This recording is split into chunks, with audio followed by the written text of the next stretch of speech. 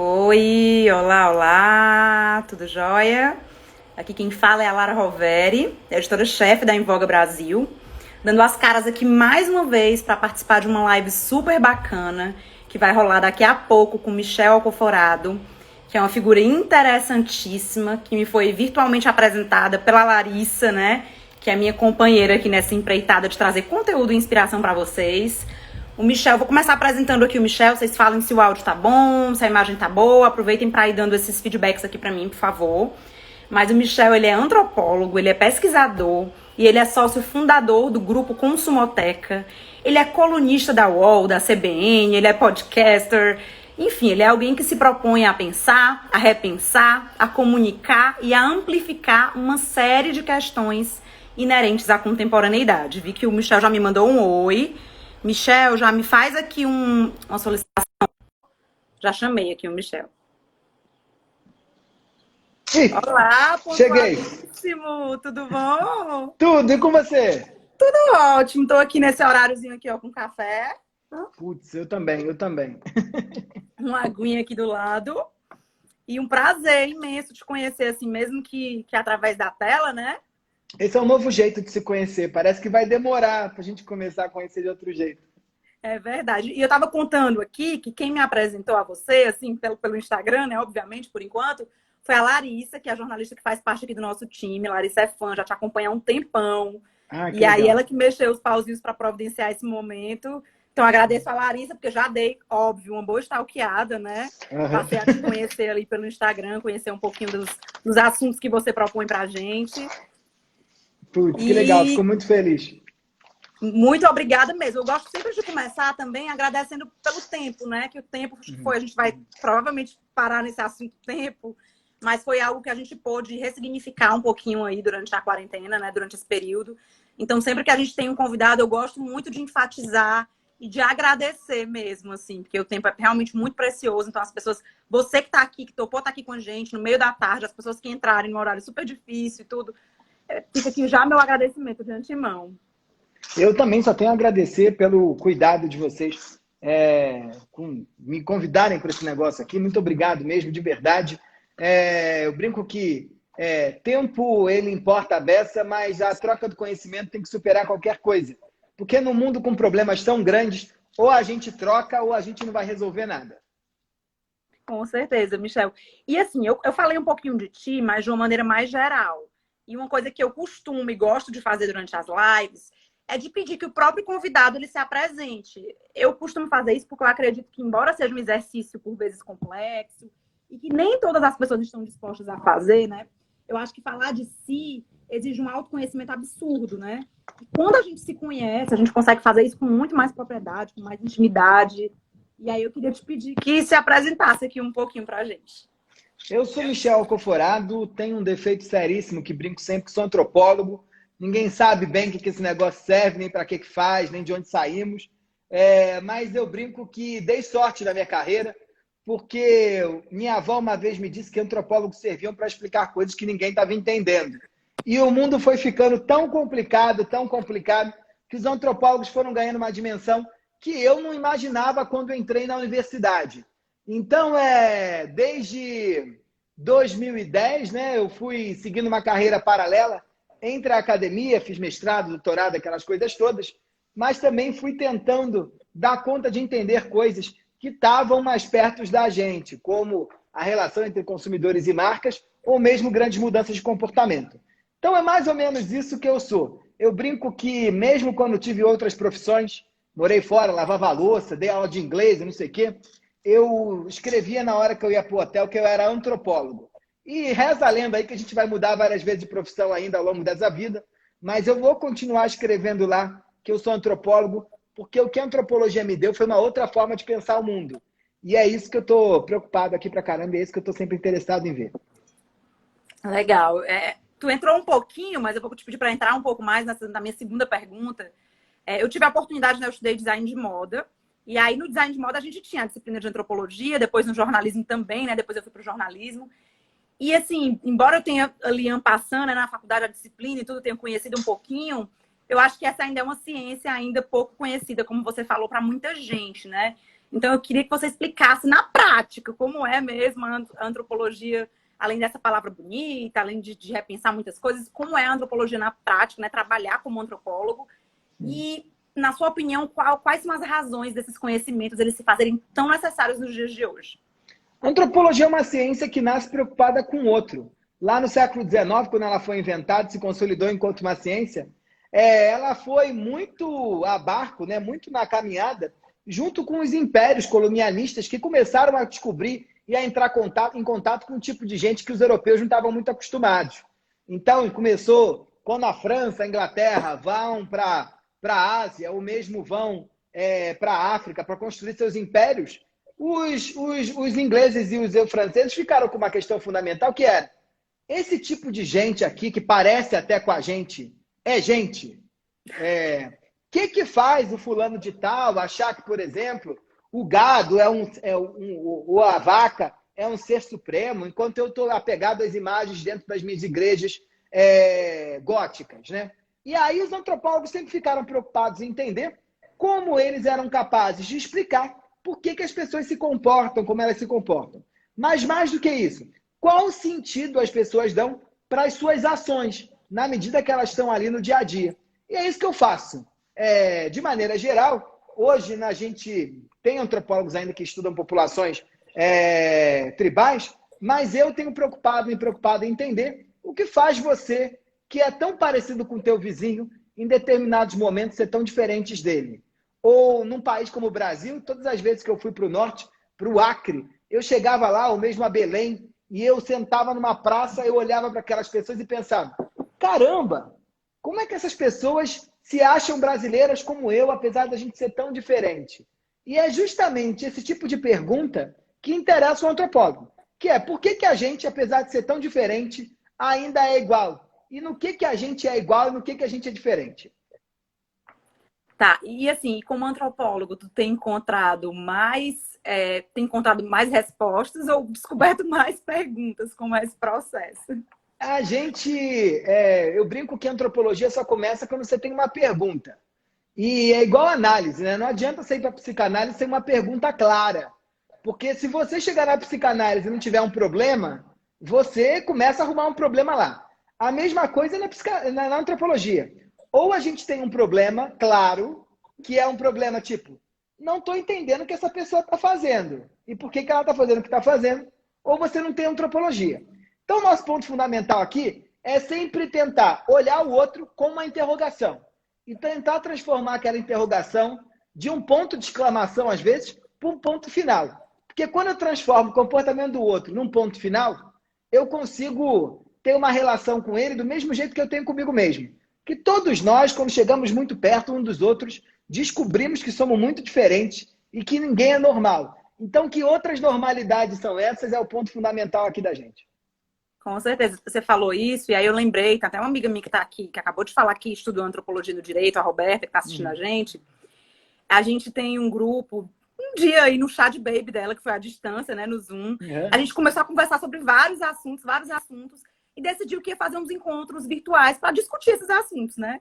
E aí uma amiga dela, uma outra amiga em comum, criou um grupo de WhatsApp para a gente poder marcar essas discussões. E adivinha o nome do grupo? Não colocou nome, ela colocou uma interrogação. Mas aquela interrogação veio tanto a calhar, porque era isso, assim, a gente estava ali para trocar e para fazer perguntas umas às outras, e estar aberta às respostas das outras, às inquietações das outras, né? E eu acho que esse é o ponto. Antropólogos são fascinados por coisas que a gente não entende. Eu adoro coisa que eu não entendo. Sabe quando você está conversando com alguém e aquele troço desce com areia no seu ouvido? Assim, desce quadrado, nada redondo? Fala, rapaz, essa pessoa, apesar desse troço que está me dizendo, tem as suas razões para me falar. E aí me interessa. É nessa hora que começa a pesquisa. Legal, legal. E aí eu queria te perguntar um pouquinho aqui também sobre a Consumoteca, né? Que você fundou com o intuito de, através da cultura e da inovação, transformar a maneira como as marcas lidam com as mudanças. E aí eu queria saber, assim, num mundo como o nosso, né, que muda o tempo todo, como é que as marcas elas podem encontrar o equilíbrio entre a constância, né, entre a coerência, a constância e essa metamorfose ambulante aí que cantou o Raul Seixas? Como é que a gente pode fazer isso? Hoje eu estava dando uma palestra para uma grande empresa multinacional e era justamente sobre esse o tema. Porque eu dizia para o time de branding deles e de marketing que, olha, o teu desafio agora ao mesmo tempo que você tem que ter uma solidez de marca muito clara, que diga quem você é, você precisa trocar de roupa de acordo com o vento, com uma velocidade que você jamais teve. Eu brinco que todas as marcas, de certa forma, vão ter que virar meio a Barbie, sabe? A Barbie, ela tá lá. Com roupa ou sem roupa, você sabe que é a Barbie. Agora, quando a Barbie põe um chapéu de cowboy, ela vive a Barbie cowboy. Quando ela põe, sei lá, um biquíni, ela vive a Barbie praiana. Quando ela põe, sei lá, um vestido, ela vira, sei lá, a Barbie princesa. É só a roupa que muda, mas a estrutura Barbie está pronta. E isso é um desafio muito grande, né? Tô que a Barbie é uma marca tão consolidada durante esse tempo todo. Ou mesmo a Disney, né? Você chega na Disney, cada hora abre um parque novo, mas continua sendo Disney. Tem algo ali do momento da roupa e tem algo da estrutura. E esse eu acho que é um desafio que esse mundo pós-corona vai cobrar da gente. Com tantas transformações e com tantas mudanças, como a gente consegue gerar esse balanço entre estrutura e mudança de um jeito que o teu consumidor continue te querendo? Porque aqui é quase como se fosse o Tinder. Eu brinco sempre que está todo mundo querendo todo mundo. Então as marcas ficam querendo ser queridas e os consumidores ficam querer cada vez mais. Porque só quando eles têm as marcas, eles conseguem ir para o Tinder e serem queridos também. Então, nossa, analogia maravilhosa. A gente tem que querer para ser querido. E eu acho que esse é um ponto fundamental. Com certeza. E você falou disso, eu lembrei um pouco daquele ditado americano que diz que é calçar a sandália do outro, né? Você deu o exemplo da Barbie, dela trocar de roupa. E acho que é muito isso também. A marca entendendo quem é o público delas, sentir a dor daquele público, né? E se colocar no lugar do outro, que aí tem um pouco a ver também com a questão de empatia, né? Como antropólogo, eu sou contra a empatia. Tem até um livro que eu acho interessante de um cara que fala, se chama Contra a Empatia, um livro bem interessante. E eu, como antropólogo, sou mega contra a empatia também. E sou contra por quê? Porque não acredito que alguém é capaz de sentir a dor de ninguém. Não é porque eu, que tenho minhas duas pernas em plena atividade, vou sentar numa cadeira de roda e vou, só porque passei um dia sentado numa cadeira de roda, entender qual é a dor de alguém que é cadeirante. Óbvio que não. Você nada mais vai ser do que um bípede, do que alguém com um andante, né? Sei lá como é que a gente fala, que está sentado numa cadeira de roda. Você continua isso. Qual é o ponto que os antropólogos estão muito preocupados? E aí o conceito da observação participante é muito interessante para a gente, né?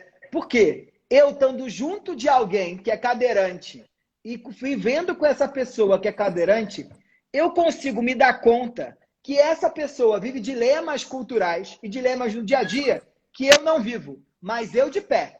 Eu jamais vou conseguir dar conta de saber o que é ser uma mulher. Eu me lembro que uma vez eu estava com uma amiga e ela começou essa terceira onda do feminismo e ela me disse assim, Michel, todas as vezes que eu abro o armário do meu quarto para escolher uma roupa, eu imagino que tem um tarado ali dentro. E eu falo, como assim? Ela disse, é isso mesmo. Eu preciso calcular, por exemplo, se eu vou ter uma reunião importante naquele dia, para que roupa que eu vou. Se eu vou voltar tarde do trabalho, vou voltar de Uber ou vou voltar de ônibus. Se eu vou pegar o metrô na hora do rush e vou ser encoxado ou não vou ser encoxada. Se eu vou, por exemplo, numa reunião com um chefe ou com uma chefa que não gosta de determinada cor. Você, homem, e eu nunca tinha pensado naquilo, escolhe roupa de um jeito completamente distinto e diferente. Você apenas abre o armário e fala, gostei e vou. Não há eu, enquanto homem, ser capaz de entender o que é abrir um armário e imaginar que tem um tarado ali dentro. Mas eu, na medida que escutei isso, não deixei isso descer redondo no meu ouvido. Eu falei, meu Deus, já começo a entender por que as mulheres demoram tanto tempo, às vezes, para se vestir. Porque o cálculo delas no processo de construção do seu eu, através da moda, é infinitamente mais complexo do que o meu. Então, você que está aí dizendo que sua mulher demora muito, entenda ela nas suas razões.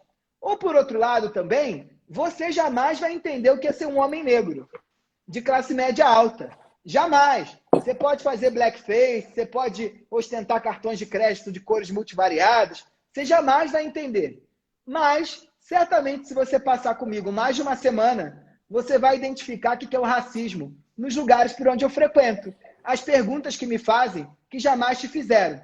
Então, o que antropólogos defendem, esse eu acho que é um caminho fundamental, é que nós precisamos estar junto daqueles que pesquisamos para entender que diferenças são essas que eles vivem, que são diferenças das nossas. O tal do conceito muito usado pelo design thinking de wear other people's shoes, né? De colocar os sapatos dos outros, eu brinco que ele funciona para design, mas ele é muito perigoso. Ele é perigoso Legal. porque às vezes as dores dos consumidores são muito maiores do que só Uhum. dores simbólicas. Dores do dia a dia são dores simbólicas. Nossa, você fala e abre assim várias janelinhas aqui. Realmente, às vezes a gente até reproduz alguns conceitos, né? Mas Uhum. esquece de parar para aprofundar mesmo mais um pouco, né? Eu também lembrei muito de um episódio de Friends que eles vão construir o conceito de altruísmo, né? Eles vão dizer que o Total. altruísmo não existe, que sempre que você faz uma coisa pelo outro, no fundo, você quer algo para Por você. você. E aí é um episódio interessantíssimo. Enfim, e a gente pode refletir aqui sobre empatia, sobre altruísmo. Essa coisa de você olhar para o outro e dizer, eu sei o que você está passando. Por exemplo, eu já perdi meu pai, então vamos falar aqui de luto. E aí eu tô Não conversando com posso alguém que perdeu o imaginar, é. pai. Eu posso dizer que sei exatamente a dor que ela tá passando? Não. Não, até porque eu e os meus irmãos, embora tenha ambos, né, Vivenciaram de maneiras distintas. a gente vivenciou a maternidade. Eu tive uma filha, a pessoa vivenciou a maternidade de outro jeito, a amamentação de outro jeito. Se eu tiver um segundo filho, vai ser de outro jeito também. Nem eu vou ser a mesma É. pessoa, nem a experiência vai ser a mesma. Então, assim, é muito isso que você falou, né? Das particularidades, mas as diferenças também. Nossa, É, dá uma. e por isso que eu acho que a antropologia é maravilhosa, porque ela rechaça qualquer discurso universalista da biologia. Não é porque você pariu uma criança que você é mãe igual a todas as mães, ou porque você tem que viver essa maternidade do mesmo jeito. E não é porque você perdeu o pai que você precisa viver o luto do mesmo jeito que todo mundo. Então a gente é diferente a beça, e é isso que interessa a gente. Com certeza, é muito bacana, né, estudar essas diferenças, acessar, assim, ter a cabeça aberta também, né, para observar mais de perto. Michel, e aí, assim, falando, a gente falou um pouco de mudança, né, e aí eu queria saber, assim, a gente, acho que poucas vezes viveu, pelo menos aqui no Brasil, acho que períodos de tantas e tão bruscas mudanças, né, assim, e aí, assim, a gente sabe que existem pessoas que acreditam que essas crises, elas acontecem por uma razão, entre elas a de realmente promover um despertar, de transformações interiores e sociais mais profundas, enquanto outras já são mais céticas, né? Acreditam que não. E aí eu queria saber quem é o Michel na fila do pão. Eu tô no meio do caminho, eu tô no meio do caminho. Eu discordo daqueles que acreditam que o mundo vai ficar melhor. Em nenhum processo pandêmico que a humanidade enfrentou, saímos mais solidários, felizes, abraçando uns aos outros, até porque não pode abraçar, né? Então É o eu acho que a cotovelo, gente né, sai. agora? Eu acho que a gente sai mais individualista dessa crise, porque a farinha é pouca. E quando a farinha é pouca, é meu pirão primeiro, sempre. Né? Então eu não acredito muito nessas crenças que vamos ficar melhor. Agora, acho que as pandemias têm razões de ser sim. Em geral, quando a gente vive um processo pandêmico, é quando o sistema cultural ele está tão tensionado que precisa acontecer alguma coisa para resolver aquilo. É o que os antropólogos vão chamar de ruptura social, que tem uma tensão social tão posta que acontece um evento que muda tudo. Então eu acho que vai mudar tudo sim. Tá? E não é à toa que esse processo pandêmico que a gente está vivendo, ele é resultado da maneira como a gente escolheu viver. O vírus, eles estão presentes desde que o mundo é mundo. Há 4.000 anos a gente tem vírus andando para um lado para o outro. Agora, a eventualidade, o evento estranho, é quando a gente tem um vírus que consegue chegar no nosso corpo. E o coronavírus, ele é um vírus que chegou no nosso corpo por conta desse capitalismo selvagem, por conta do nosso não respeito pelas condições ambientais, por conta dessa vida que acha que é possível a gente ter mais de 200 mil voos cruzando o céu do mundo todos os dias, por conta do efeito estufa. Então, a gente é resultado desse modelo. Então, acho que a pandemia do coronavírus, ela tem uma razão de ser, que é culpa nossa, e acho que pelo mesmo motivo ela veio transformar a gente.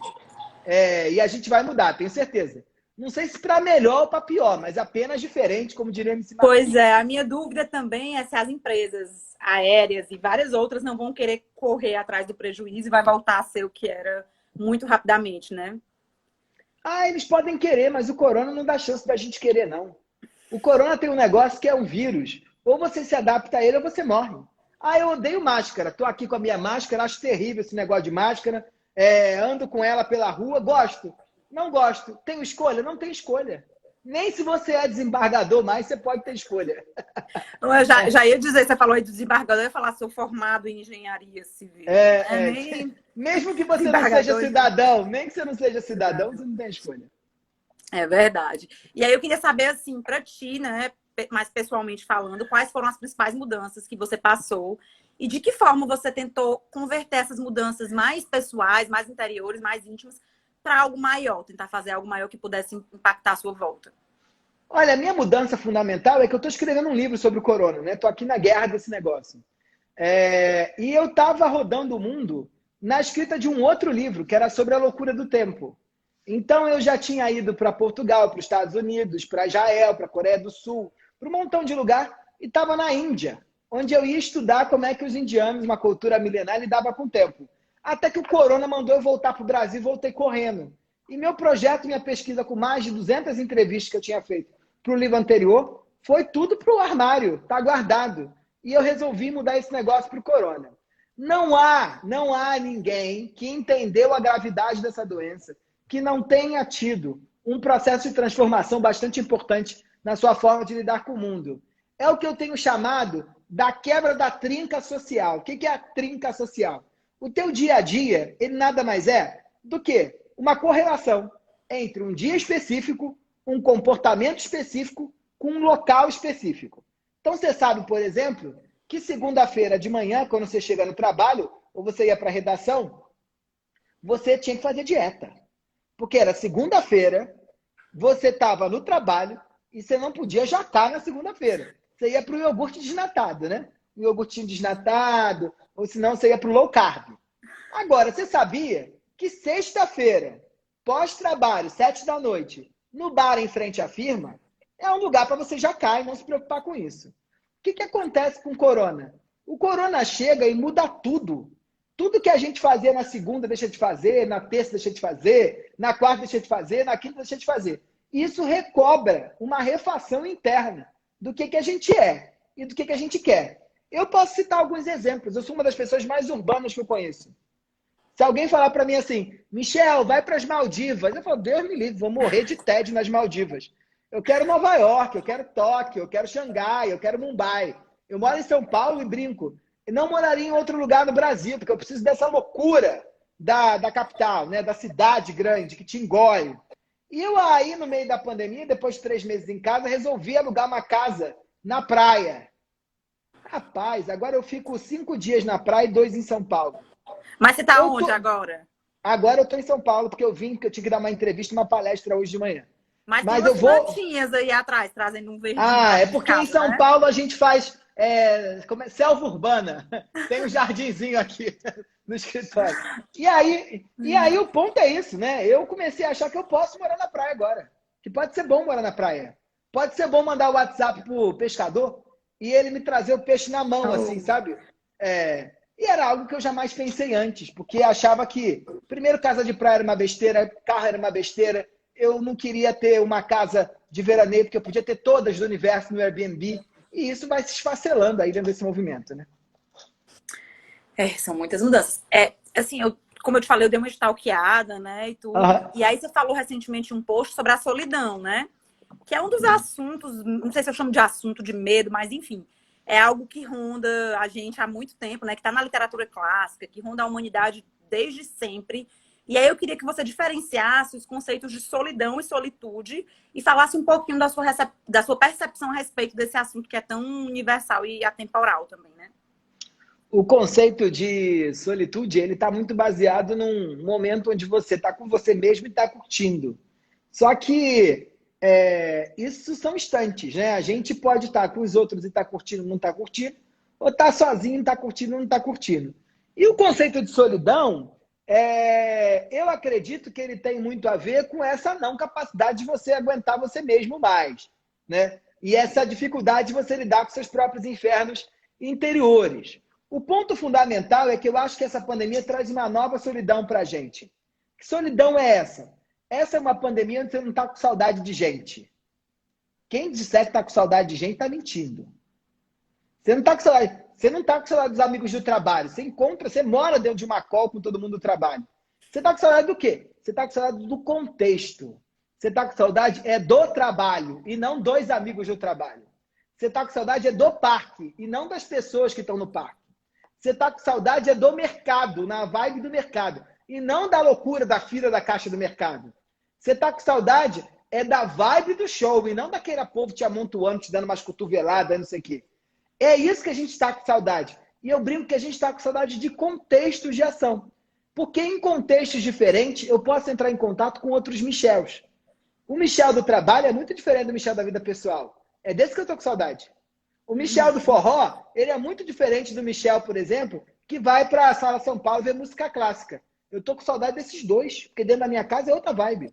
O Michel que vai para um restaurante com vários copos, ele me cobra, né, uma identidade que é muito diferente, por exemplo, quando eu estou recebendo um delivery lá que o porteiro recebe tudo meio troncho. É né? mais difícil de dar a viradinha de chave, né?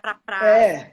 E é isso que a gente está com saudade. Porque você ficou preso dentro da tua casa. Você tem filho? Eu tô com dó de quem tem filho nesse momento. Porque você sabe muito bem que quando você deixava sua filha na creche ou com a babá e você ia para o trabalho, a identidade de profissional descansava a identidade de mãe. Você dizia, meu Deus, pelo menos agora meu CPF está importando mais do que qualquer coisa. Tem alguém perguntando por mim agora, né? Porque quando você vira mãe, você pergunta pela criança. E ao mesmo tempo, depois de um dia péssimo no trabalho, você voltava para casa e dizia, graças a Deus que eu tenho essa criança aqui para me fazer continuar, porque senão eu já tinha mandado essa merda toda para casa do cacete. Né? E aí, agora o que acontece? Você está tendo que ser trabalho e mãe ao mesmo tempo, e mulher, e filha, e toca o porteiro no interfone, o telefone toca, e a criança não aguenta sentar no homeschooling. Ninguém aguenta. Ninguém aguenta. Tudo ao mesmo tempo agora, né? A minha tem só 2 anos, então ela não começou a estudar ainda. Ia estudar ano que que bom. vem. Sorte a sua. E eu também não tenho babá, mas eu tinha uma rede de apoio com a minha sogra e tal. E o meu trabalho, eu brinco sempre que ele é home e rua. Porque eu tô visitando cliente, eu tô fazendo pauta ou eu tô em casa. Claro. Mas eu precisava da rua, entendeu? Eu já estava tanto tempo trabalhando em casa também, que a rua para mim era isso que você falou. Eu lembrei muito da fase do puerpério, né? Eu aqui em casa, sem sair, ela pequenininha. Eu lembro um dia que eu fui pegar uma coisa no carro da minha mãe, a primeira vez que eu desci, depois que eu tive neném, do vento batendo no rosto, eu me senti tipo em Sex and the City. Eu andando, gente, vento batendo no rosto. Maravilha! Então, eu tô sentindo, assim, acaba que a gente sente falta desses contextos, né? Como você falou, acho que você exemplificou perfeitamente. Eu também fiquei 3 meses em casa, 3 meses e meio em casa, sem botar o pé na rua. O máximo que eu ia é até a portaria pegar o delivery. E até que um dia não aguentei mais,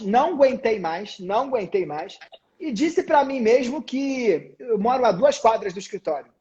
Eu falei, eu preciso ir trabalhar no escritório. Não tem ninguém lá, mas só o fato de eu pensar na roupa, botar uma roupa, amarrar um sapato, tá com saudade de amarrar um sapato, né? Chegar aqui, pedir um delivery para me entregar minha comida, entrar em 50 reuniões, chegar aqui de dia, sair daqui de noite. Eu tava com saudade disso. Chegar em casa morto, assim, sabe? Com aquele negócio, eu não aguento mais. Eu tava com saudade disso. Porque a minha vida tinha virado cadeira, cama, cama, cadeira. Cadeira, cama, cama, cadeira. Cadeira, cama, cama, cadeira. E não tava aguentando. E essa coisa da gente não ter a escolha, né? Não ter uma condição colocada ali. É complicado. É muito complicado. Então, eu vou mudar aqui um pouquinho de assunto. Tô com um roteirinho aqui dando uma pescada, mas às vezes a gente sai também. Eu gosto de ter aqui mais ou menos anotado o que a gente vai falar, mas dar umas fugidas também, porque às vezes um assunto leva para outro canto, né? Eu queria saber, assim, para ti, a gente falou um pouquinho sobre isso, mas queria aprofundar mais também. A gente conhece o conceito de lugar de fala, né? E aí eu queria saber se você acha que também é possível falar sobre um lugar de escuta e como é que a gente faz para entender quando é hora de parar para ouvir e quando é que é hora da gente fazer coro e botar a boca no trombone também. Eu tenho bastante questionamentos a esse conceito de lugar de fala, tá? Até porque eu acho que eu tô colocando aqui a ideia realmente que você desconstrua. Claro. E eu acho que o ponto fundamental aí não é nem culpa dos intelectuais que vêm propagando isso, não. É culpa dos leitores que não têm lido o negócio direito. Em geral, a gente tende a achar que, no Brasil, que só pessoas que têm lugares de fala, a pessoa diz, eu tenho um lugar de fala, né? Que só ela pode falar sobre aquilo. Ou, por exemplo, só você pode falar sobre mulher, ou só eu posso falar sobre negro. E não, isso não constrói a sociedade. Isso não é lugar de fala. O lugar de fala é o ponto fundamental onde a gente, enquanto formador de opinião ou enquanto construtor de novos debates, trazer cada vez mais diferentes pontos de vista que construam ali, com outros lugares de fala, que construam ali a possibilidade de a gente ter um consenso em relação a esse debate. Então, o conceito de lugar de fala, ele pressupõe que outras pessoas têm outros lugares de fala e elas são importantes no debate do que só o processo que a gente estava acostumado, que eram homens brancos, héteros, com diplomas e morando em apartamentos e fumando charutos, podiam falar e o resto ficava tudo quieto. Agora, lugar de fala não é propriedade, não é latifúndio, não é propriedade privada. Eu tenho aqui meu lugar de fala, está escrito que eu tenho meu lugar de fala, ninguém mais. O registro. Né? Até porque, se esse lugar de fala existisse, não tem por que ter antropologia. Porque os antropólogos nada mais são do que especialistas em outros lugares de existência que não os deles. Agora, eu só quero ter homens brancos, héteros, gerando antropologia, igual tivemos no passado? Não. Eu quero ter índio fazendo antropologia, quilombola fazendo antropologia, chinês fazendo antropologia, todo mundo fazendo antropologia, porque é assim que se constrói debate. Mas essa ideia de lugar de fala enquanto aquele que é o único capaz de falar, não faz o menor sentido. Porque todo mundo tem o direito de falar, até besteira. E o meu medo é quando vira-se a ditadura do lugar de fala. Que só negros podem falar de questões de negro, só brancos podem falar de questões de branco, só gays podem falar de questões LGBTQIA+, só mulheres podem falar de questões de mulheres. Não, todo mundo pode falar. E quanto mais a gente ouvir, melhor, porque mais coeso ficará essa definição final que a gente chegará para conseguir discutir sobre qualquer assunto. E quanto mais gente tiver, melhor. Acho que você trouxe a raiz, né? Que é a história da representatividade. É da gente poder falar, mas para a gente falar, a gente tem que ter conhecimento, tem que ouvir já que a gente não consegue se colocar no lugar do outro, acho que como jornalista, comunicador, antropólogo, a gente é muita pessoa que ouve, né? Então a gente ouve para tentar absorver e amplificar o discurso do outro. A gente não pode também só ouvir e eu não posso falar. Né? A gente tem que ouvir para conseguir falar e fazer coro e fazer com que esses assuntos reverberem e cheguem a mais pessoas. E eu acho que o conceito é bom porque é isso. Eu não posso entrar num debate e ter só homens. A gente não pode aceitar mais isso. Ou eu não posso entrar num debate e só ter pessoas brancas. Ou eu não posso entrar num debate e só ter gente formada em Harvard. Esse tipo de coisa é importante porque a gente entende agora que a qualidade final do debate está diretamente atrelada à diversidade. E essa diversidade ela é importante na construção desses lugares de fala, da valorização desses outros lugares de fala. Tá, e eu acho que você entrou um pouquinho também nesse assunto, não estava aqui na pauta, mas eu vou perguntar sobre a questão da polarização, né? Queria que você falasse o perigo, assim, da gente ter... Tem um texto maravilhoso, acho que é do TEDx, da Chimamanda, né? Que ela fala do perigo de uma única história e tal. É lindo. E aí eu queria entender também, assim, com tantas opiniões, com tantas coisas, por que você acha que a gente, de repente, virou isso ou aquilo? Sabe, se tornou... A gente é tão plural, tão abrangente e virou... O que aconteceu que tudo ficou tão polarizado, né? Tem um ponto fundamental que a gente não pode esquecer, é o papel da tecnologia nesse jogo, né? Alguns antropólogos já vêm chamando a atenção porque eles chamam de culturas algorítmicas. O que é isso? Eu e você trabalhamos numa lógica dos 50 tons de cinza. E os algoritmos trabalham numa lógica de 0,1. Eles trabalham numa lógica do branco ou preto. Eles trabalham numa lógica do é isso ou é aquilo. E qual é o problema que as redes sociais colocam para a gente, ou mesmo os algoritmos? É que eles nos clusterizam. E eles nos clusterizam a partir de determinados sim ou nãos que eles escolhem, sem perguntar para a gente se a gente é aquilo mesmo. Nesse processo todo, você começa a entrar em contato cada vez mais com só opiniões parecidas com as suas. Nossa, é uma bolha, né? Imensa. É uma bolha, é uma bolha. E aí, fica difícil pra caramba, porque o debate ele acaba virando um debate de surdo. Eu brinco sempre que enquanto as pessoas estão agarradas às suas próprias boias, a gente não tem como construir um colchão social comum. Enquanto eu achar que Lula é o demônio ou é o diabo, Bolsonaro é o demônio ou é o diabo e ponto, a gente não vai ter como votar. A gente não vai ter como construir projeto. A gente não vai ter como construir democracia e construir diálogo. Porque diálogo pressupõe que eu e você dominemos o mesmo vocabulário. E o que é dominar o mesmo vocabulário? É entender que a partir de algumas diferenças há algo que nos liga. Há algo que nos liga. É o senso de humanidade, é o jogo filantrópico, é a percepção de certo e errado, é o arranjo moral. Essas coisas têm que ser básicas. E a gente está abrindo mão até disso. E eu acho que o principal ponto que a gente está abrindo mão nesse jogo polarizado é que a gente está abrindo mão dos fatos. As opiniões estão valendo mais a pena e são mais importantes do que os próprios fatos. Porque esse é que é o jogo dificílimo ali, né? Como a gente aceita que a Terra é redonda? Não, querido, isso é inquestionável, isso é fato. Né? 11 de setembro, as torres caíram? Isso é inquestionável, isso é fato. Ah, se você não usar máscara vai pegar corona? Isso é inquestionável, isso é fato. Você não tem o direito de debater sobre isso. O que você tem direito é de debater se você gosta de máscara branca ou máscara preta. Ou máscara de bolinha ou máscara de florzinha. Mas agora, você acha que a gente está voltando a debater pilares fundamentais? Sim. Assim? A gente está debatendo porque o que acontece? Tem uma autora que eu gosto muito, que é uma autora americana, que ela tem um livro que se chama Morte da Verdade. E ela diz que esse é um processo que a gente está vivendo agora, que é meio o resultado não ambicionado por ninguém do processo de construção das diversidades. Ela diz que a partir dos anos 90 houve 2 movimentos importantes. O primeiro foi, ficamos cada vez mais preocupados em dar voz aos outros.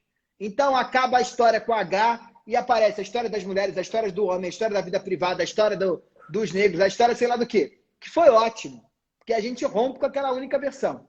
Né? Só que o ponto importante também é que a gente, junto disso, veio com as redes sociais. E as redes sociais começou a dar voz cada vez mais para mais gente. E nesse modelo da rede social, não é interessante, olha, eu tenho a minha versão e você tem a outra versão sobre os fatos. A gente começa a brigar qual fato dá mais like. Então, se dá like que a Terra é quadrada, que a Terra é redonda, a Terra é plana, a Terra sei lá o quê, a Terra vira. E se você encontra fatos que comprovem a sua versão, eles já bastam. Então, isso é um jogo perversíssimo. Por quê? Não há democracia sem fatos. Não há relações pessoais sem fatos. Não há casamento sem fato. Não há morte sem fato. Se alguém morre, você começa a questionar se aquela pessoa morreu, igual a gente brincava com Elvis Presley, né?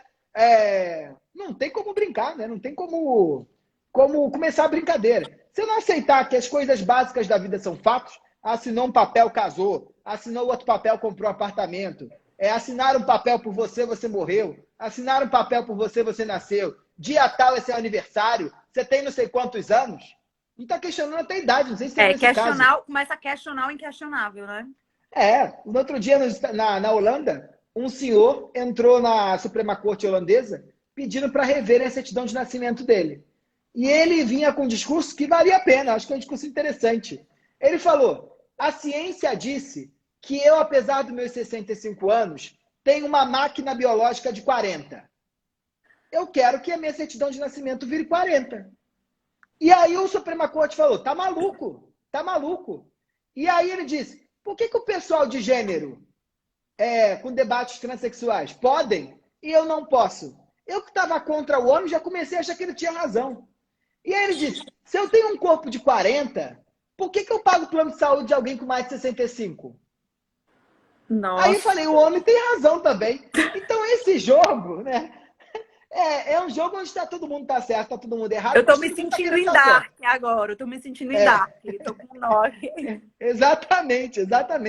É uma bizarro, né? Bizarro. Esse é o mundo aí que a gente tá vivendo, vai ter que se acostumar a viver do melhor jeito possível. E assim, você falou, eu lembrei, eu não tinha lido ainda 1964, né? O livro. Ai, meu Deus, 84, do Orwell, 1984, Era um clássico que eu morri de vontade de ler, não tinha lido, e foi das coisas que eu consegui fazer agora durante esse período, pandemia. Né?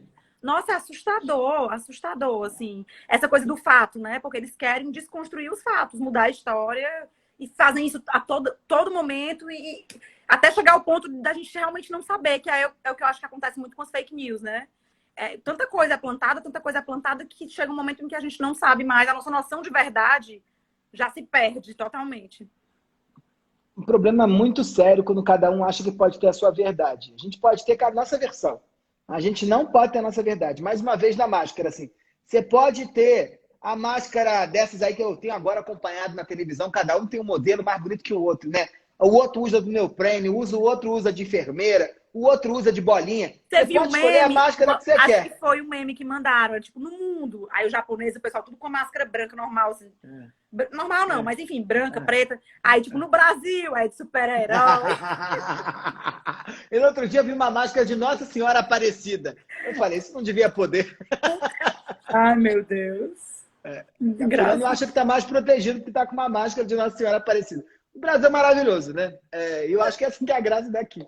Mas você pode escolher isso tudo, tá no teu direito. Agora você não pode questionar o uso da máscara. Você não pode, porque isso é da ciência, isso é dos fatos, isso é o que a real está posto, né? Porque estão querendo promover uma descredibilização da ciência, né? Da cultura, da arte, enfim. Eu não sei como é que tu consegue, isso te deixa mais forte, mais desesperançoso. Como é que você lida assim com isso? Sendo uma pessoa que estuda todos esses movimentos, vê o que está acontecendo. Como é que você faz para se manter? Eu tenho ficado mais desesperançado, desesperançoso, sei lá como é que fala, mas tenho ficado mais questionando esse negócio todo, mas ao mesmo tempo eu acho que isso é questão de tempo. Porque eu me lembro sempre que quando eu era pequeno assistia aqueles desenhos do Tom e Jerry, ou mesmo do Pernalonga, que era muito comum nos desenhos da Disney, quando o cara não olhava para baixo, ele não caía, né? Quando ele entrava no abismo. Ele só caía quando ele olhava para baixo. Eu tendo a achar que o momento que a gente está vivendo é esse, tá? Há um grupo de pessoas que estão andando no meio de um abismo, sem olhar para baixo e achando que eles não vão cair. Mas uma hora você se distrai e você olha. E aí você cai. Então eu acho que isso é questão de tempo, isso é processo histórico. A gente vai virar outra coisa facilmente daqui a pouco. E eu sou otimista, apesar de tudo, tá? Era isso que eu queria chegar, se você se considera cético, otimista ou pessimista. Eu sou otimista, e sou otimista muito com o Brasil, tá? Apesar de todas as vezes, como eu te disse, estava na Coreia do Sul, cheguei na Coreia, ligava para o Brasil, para os meus amigos e dizia: nós vamos ficar para trás. Esses caras aqui, eles têm um projeto de país consolidado. A gente ainda está discutindo se é mortadela ou se é coxa. Se é mortadela ou se é coxa, sabe? A gente está atrasado. Se é bolacha ou se é biscoito.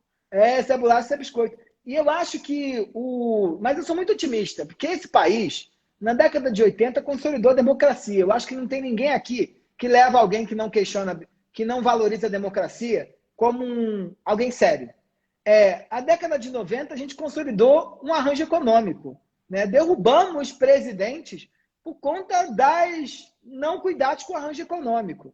A gente, dos anos 2000, consolidou uma visão muito clara do que era a desigualdade social. E aceitamos que não viveremos mais com os graus de desigualdade que a gente viveu no passado. A renda básica universal, que está aí fazendo um sucesso danado, é um fruto da mentalidade dos anos 2000, que aceitamos que não é possível. Não é possível. E eu tenho certeza que se a gente fez isso tudo, esse país fez isso tudo em 40 anos, a gente pode fazer muito mais. A gente pode fazer muito mais. Você compara com o Brasil do começo do século XX para agora, a gente pode muito mais. Só que a gente não pode esquecer que a gente é brasileiro. Que esse aqui é o país apesar de todas as desigualdades, é o país do melting pot. Isso aqui é uma conjunção de raças, que foi violento ou não, óbvio que foi, sabemos, e que o racismo é uma vertente fundamental da sociedade brasileira, mas que deu uma outra coisa. Eu me lembro que eu estava em novembro em Buenos Aires, fazendo uma pesquisa, e aconteceu, o Caetano Veloso foi com os filhos fazer um show em Buenos Aires. E eu não tinha visto no Brasil, e assisti lá, no teatro em Buenos Aires, lotado de argentino. Rapaz, ver Caetano Veloso cantar aquelas músicas, eu disse, se a gente produziu Caetano, a gente produz qualquer coisa. A gente que produziu Gilberto Gil produz qualquer coisa. A gente que produziu Inês Brasil produz qualquer coisa. Rapaz, Dona Cano que produziu Bethânia e Caetano. Tem então, não. Esse aqui é um país que é capaz de qualquer coisa. Então, sou muito otimista também. Acho que o Brasil, ele tem uma história de gangorra, mas acredito demais que o jeitinho é capaz de tirar a gente desse buraco que a gente se enfiou. E vamos dar um jeito. Acho que talvez aí a arte seja o que nos traz a esperança, né? Também. Acho que a arte traz respiro, né? A vida é chata demais, né? Não vale a pena viver, gente. A vida é chata demais. É quando você lê um livro, ouve um Caetano, faz uma live, compra um presente para você, dá um beijo em alguém, come a tua comida preferida, viaja para o teu lugar dos sonhos, que a gente começa a achar que vale a pena viver. Porque a vida, viver é chato demais, né? Michel, assim, tem muita coisa para a gente falar ainda, mas agora para o final eu coloquei mais alguns termos, algumas coisas para você ir comentando, assim, mais como uma pincelada, porque eu juro, a gente tentou criar esse recorte de tema, mas dentro desse tema É tanta coisa, É, que eu acho que daria para muitas lives, assim, contigo, com certeza, pra gente é. conversar aí Vamos demais. marcar, vamos marcar. Vamos, com certeza. E aí eu vou soltando alguns termos aqui, aí você vai comentando, pode ser um comentário mais extenso, mais breve, como é que você for, de acordo com o que você Tá. for sentindo aí, tá? Quarentena. Ah, esse foi o tema de um podcast nosso lá no Caoscast. Eu acho que o povo sofreu, mas também foi bom. Porque eles começaram a entender que aquela fissura de ter que encontrar, às vezes não vale a pena. Às vezes é bom só ficar no pacote de nudes. Eu te mando um pacote, você manda de cá e a gente se resolve e tá tudo certo. Então, eu acho que um dos aprendizados da quarentena vai ser que, às vezes, é melhor estar sozinho do que mal acompanhado. Contanto que não vaze, né? Por favor, responsabilidade Não digital, vaza, que é não. outra coisa que eu vou falar É daqui a claro. pouco. Novo normal, esse termo que primeiro veio e a gente começou a não rejeitar ele, como é que é? Novo normal aí. Eu tenho dito que a gente já está vivendo o novo normal. É só o slime da tua filha que está puxado, sabe? Quando soltar, não vai estar puxado desse jeito, mas não vai estar igual estava. Então, esse aumento do comércio do e-commerce, a valorização das plataformas digitais, uma busca por mediadores de segurança e essa vida que parece um fluxo, eu acho que é a nova moda. A gente vai ter que se acostumando. Adorei também a analogia do slime. É, pandemia versus feminismo, né? O feminino e o feminismo, esse papel dentro de casa e tal. Vi que você falou um pouco da sobrecarga, né? Eu acho que as mulheres, nessa terceira última revolução feminista que elas fizeram há anos atrás, 2, 3 anos atrás, elas lutaram muito por uma ocupação do corpo delas nas ruas. E acharam que a guerra das mulheres estava só nas ruas. O que a gente está vendo agora, nessa pandemia, é que a guerra mais forte está dentro de casa. As mulheres apanham muito dentro do próprio lar, sofrem violência, morrem dentro do próprio lar. E aquelas que vivem casamentos felizes sofrem com a divisão de tarefas pouco igualitária ainda, né? Os filhos ainda, de certa forma, são um pepino delas, a casa, de certa forma, são um pepino delas, e os homens estão muito folgados, estão muito sentados em suas poltronas confortáveis, com o pé em cima do puff, dando conta da vida profissional, que eles acham que é a coisa mais importante que existe na humanidade. Então, mulheres, comecem a guerra por dentro de casa, porque na rua eu acho que vocês já conseguiram plantar uma luz ali, mas dentro de casa que tá a guerra. Olha, que eu sou uma privilegiada, porque meu marido já tinha morado só antes da gente casar, né? Teve essa experiência. E aí, Não, meu querido. lava roupa, lava louça, a gente. Não, e não é ajuda, por favor, né? Não esqueçamos Isso. de abolir esse termo, por favor, porque não é ajuda, é divisão de tarefas justa, né? Mas eu acho que tem um problema, só para terminar, juro, tem um problema muito sério, que é um problema geracional, assim. A tua geração é uma geração que já começa um relacionamento dizendo, queridinho, não sou sua empregada, hein? A geração anterior, que é a geração das nossas mães, sobretudo da geração X também, é daquelas que diz assim, olha, eu vou para a rua, preciso do meu dinheiro, preciso da minha carreira. Tem a casa e os filhos, o que fazemos? A gente divide as contas. E agora, diante da quarentena, elas estão sem ajuda. E os homens, das babás e empregados, e os homens estão dizendo, estou pagando, né? Agora... E aí tu tocou em outro ponto que eu não tinha colocado aqui, mas que eu acho que é fundamental também rever essas relações, né, de patroa, do trabalho doméstico. Acho que é outro ponto aqui que vale você botar uma areinha. Eu hoje mesmo ouvi que a babá lá de casa pegou Covid, ficou mal, a gente isolou ela no quarto. Eu não sei qual é a parte pior disso, né? Se a babá ficou lá, a babá já estava lá, a babá não foi para casa dela quando está com Covid, ficou isolado na casa do patrão. Então, Nossa, a gente é um show de entender... absurdos, né? É um show de absurdos que é feito com amor, né? As pessoas falam isso com tranquilidade. E eu entendo elas. É Por como causa se fosse de casa, é da como se família. fosse parente, né? O E ela termo ficou... expresso. Ela se fosse, mas é ela que levanta para fazer o café, para almoçar, jantar, lavar a louça, cuidar das crianças insuportáveis muitas das vezes, né? E por aí vai. Esse é um assunto outro também que rende live inteira para falar disso, né? Saúde mental. Eu acho que o principal problema da saúde mental foi que roubaram da gente o futuro. E sem futuro você fica perdido. E a vida perde o sentido, né? A vida da gente é um projeto. Eu estou aqui fazendo live com você porque a gente acha que isso aqui vai dar alguma coisa. Sem futuro, a gente não sabe para onde vai. Então, eu tenho dito que ressignificar o presente é o melhor caminho nessa hora. É entender para que serve, né? Tomar essa Coca-Cola. Tem que ter algum sentido tomar essa Coca-Cola. Ou beber essa garrafa d'água, né? Tem que ter algum sentido, porque senão não faz sentido estar aqui. Não tem sentido estar aqui, gente. É importante ficar claro, não faz sentido estar aqui. A gente que constrói sentido, é um trabalho nosso. Ócio versus produtividade, né? Fala do ócio criativo, tem um ócio recreativo, mas ao mesmo tempo esse excesso de informação, de cobrança, de autocobrança também. Acho que vai... Os ócios vão acabar, tá? Os processos de ócio vão acabar. Não é à toa que o Domênico De Masi, coitado, já não deve estar vendendo mais um livro daquele que ele vendia de ócio criativo, porque a gente... O Tio Han, que é um filósofo coreano, na Sociedade do Cansaço, fala que a gente virou escravo da gente mesmo. E é isso mesmo, a gente tem que estar produzindo a todo tempo. Você senta na tua poltrona preferida com o celular, tá respondendo o WhatsApp. Você está produzindo, né? O que eu acho que é um ponto importante aí, que é uma válvula importantíssima? Abre mão do ócio e valoriza mais o autoconhecimento. Que é você entender até onde você aguenta, até onde você suporta, o que você faz. E que sinais são esses que teu corpo, tua psique dá para você, que você precisa parar por um pouco. Agora, essa valorização, vou para uma casa no campo, ficar olhando o mato, como é que as árvores brotam, isso acabou, gente. Tira um filme, compra, sei lá, compra um porta-retrato e fica vendo como é que as árvores brotam no YouTube. Essa vida aí já não deu mais nada.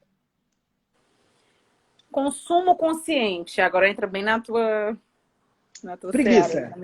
Tenho preguiça do consumo consciente. Tenho preguiça do consumo consciente porque eu sei que todo consumo é consciente. Ninguém compra nada de maneira inconsciente. Entrei, caiu o negócio da minha sacola. Não, você compra o que você quis. Eu entendo que tem a dimensão do meio ambiente. Óbvio. Só que acho um crime a gente penalizar somente o consumidor dentro desse jogo. O consumidor é apenas uma andorinha. Nós precisamos entender que tudo aquilo que eu compro, ela tem uma dimensão importante na produção. E o que os governos e estados precisam fazer é pensar na produção. Eles que produzam coisas que não façam o acesso ao meio ambiente. É muito fácil para o presidente da República dizer que eu preciso consumir consciente, com uma preocupação com o meio ambiente, enquanto ele está sentando para jantar com o empresário. Ele que diga para o empresário. Tá, mas aí o consumo, você falou do consumo consciente, mas e o consumo não no sentido da consciência, mas no sentido do super consumo, né? Do exagero, do excesso de consumo desenfreado. Ninguém compra exageradamente, a gente compra aquilo que interessa. Não sei quantos sapatos você tem, mas eu adoro tênis e eu não abro mão dos meus tênis. Mas enquanto outros acham que vale a pena ter 200 bolsas, eu não gasto um centavo numa bolsa. O meu consumo é mais consciente do que o do outro? Jamais. Ou, por exemplo, eu tenho mais de 5 mil livros. Você acha que eu já li todos os livros que estão na minha estante? Não. Isso, estou derrubando árvores para construir livros? Sim. Mas por que eu acho que o consumo de livro é melhor do que o consumo de tênis? Cada consumidor tem as suas razões para consumir. E a gente precisa valorizar as razões do outro. Sabe por quê? Em geral, a gente vai dizer que o consumo do pobre não é consciente. E que o consumo do rico é. Porque aí em Fortaleza, em qualquer lugar, no Nordeste, ou aqui no Jardim Europa, sempre o pessoal que mora no bairro chique é vegano, está preocupado com low consumerism. E eles estão criticando, por exemplo, a empregada que está comprando carro. Consumir orgânico. Ou está comprando carne. É muito fácil para mim, que andei de carro a vida toda, ou que sempre tive carne em cima do meu prato, começar a dizer para a empregada que ela tem que parar de comer carne, que ela tem que comer só alface. A alface ela come há muito tempo. Então, dizer que o consumo do outro é dizer que há consumo não consciente é sempre o consumo do outro. Eu nunca vi alguém chegando aqui dizendo o meu consumo não é consciente. É sempre uma forma de criticar o dos outros. Em geral, esses outros são pobres. Então, é uma forma das elites dominarem o consumo do outro. Acho isso ridículo. Gostei, na lata. Antes da gente continuar, só uma pessoa está perguntando assim: oi, viver na natureza já era? Acho que é aquela outra resposta que você tinha. Não. Você pode viver na natureza. Eu acho que vai valorizar cada vez mais, né? Atual uma migração já forte em grandes cidades, né? São Paulo, Nova York, já tem uma migração forte para o interior. O que eu estou querendo dizer é que essa vida, onde a gente fica parado, observando ela, como é que os passarinhos bicam as flores, isso eu acho que não vai ter mais muito sentido. Você vai estar na natureza, vai estar no mato, mas vai estar preocupado se seu 4G está funcionando. Tá, acho que ficou bem, bem explicado aí. Uberização e trabalho precarizado. Isso eu brinco, para ser rápido aqui, dizer facilmente, isso nada mais é do que uma forma gourmetizada do capitalismo continuar explorando de maneira desmedida quem está precisando de um prato de comida para comer. Na lata, eu tô só aqui, ó, tentando lidar com o ouvido cheio de areia. Voltei da praia. Influência digital. Acho que dentro desse assunto aqui você pode abordar várias coisas, como ansiedade, a responsabilidade digital, cancelamento. É o meu último tópico aqui para a gente encerrar, então se quiser vou voltar em algum também. Eu sou extremamente contra o cancelamento e sou extremamente contra o exposed, tá? Porque eu acho, hoje mesmo, uma pessoa relativamente próxima sofreu um caso de cancelamento por conta de um ato que deve ter sido real, não deve ter sido, não sei, não me interessa. E eu fortemente, prontamente, liguei para ele, liguei para uma assessoria de imprensa e disse, olha, não me interessa, estou tentando te ajudar, não me interessa se você agiu errado ou agiu certo. Se errou, pague. Mas no final disso tudo tem que sobrar alguém aqui.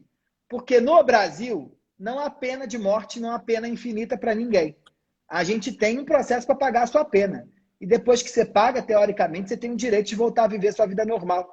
Você passou pelo processo de ressocialização. Sou contra o cancelamento porque ele acaba com uma vida para tudo sempre. E eu acho que a gente, enquanto audiência, menos como influenciador, tem que ter um cuidado muito forte também ali, na medida como a gente cancela pessoas, porque você pode acabar com a vida delas. E não há erro que pode engolir uma identidade. Não há crime que pode acabar com alguém. Sou totalmente contra isso. Acho que os seres humanos são muito mais complexos do que um jogo de marca X no sim ou marca X no não. E a gente pode se reinventar e virar outras coisas sim. E nós, enquanto sociedade, precisamos dar direito para essas pessoas se reinventarem. Ao mesmo tempo, os influenciadores andam testando a nossa paciência, né?